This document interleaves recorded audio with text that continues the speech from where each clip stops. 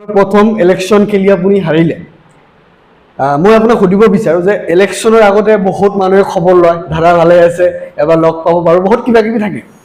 ইলেকশ্যনে হাৰাৰ পিছতে সেইজন মানুহে আপোনাক কেতিয়া খবৰ লয়নে আপুনি যদি এবাৰ জনায় মোক মানে আচৰিত হ'ব নিৰ্বাচন